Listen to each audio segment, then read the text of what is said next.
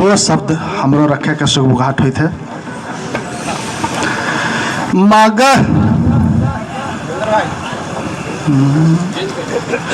मगही के पगड़ी पर भर भर के गगरी हो, भर भर के गगरी रखल है इतिहास अपना मगधा भूमि के बहुत सुंदर है इतिहास अपना मगधा भूमि के बहुत सुंदर है इतिहास। राजगीर में बिंबिसार के चारे चाहल महल द्वार के गिरल हल पच पच पहाड़ से दुनिया में खास अपना मगधा भूमि के बहुत सुंदर है इतिहास अपना मगधा भूमि के बहुत सुंदर है इतिहास।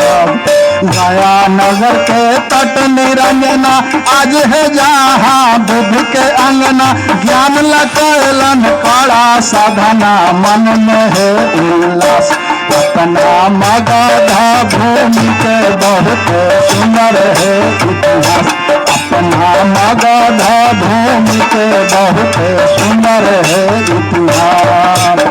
महान शोक से पाटलिपुत्र के गुरु गोविंद से पाटलिपुत्र के आर्यभट्ट से पाटलिपुत्र के जानल जाहे आज अपना मगधा भूमि के बहुत सुंदर है इतिहास अपना मगधा भूमि के बहुत सुंदर है इतिहास।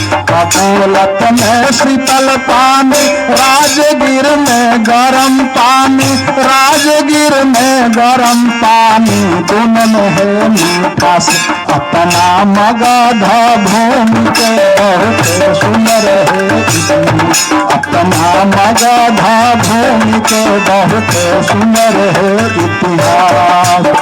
नालंदा और पावापुरी घुमा एक बेर तू जरूरी घुमा एक बेर तू जरूरी तब है तो एहसास अपना मगधा भूमि के बहुत सुंदर है इतिहास अपना मगधा भूमि के बहुत सुंदर है इतिहास।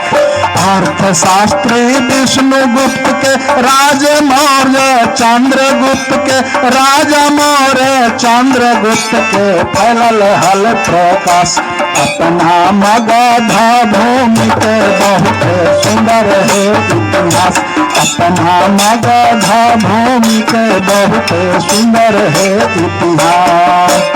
दशरथ मांझी के तू जाना प्रेम के शक्ति पहचाना घाटी गहलोर के लांघा न होए निराश अपना मगधा भूमि के बहुत सुंदर है इतिहास अपना मगधा भूमि के बहुत सुंदर है इतिहास अपना मगधा भूमि के बहुत सुंदर है इतिहास अपना मगधा भूमि के बहुत सुंदर है इतिहास।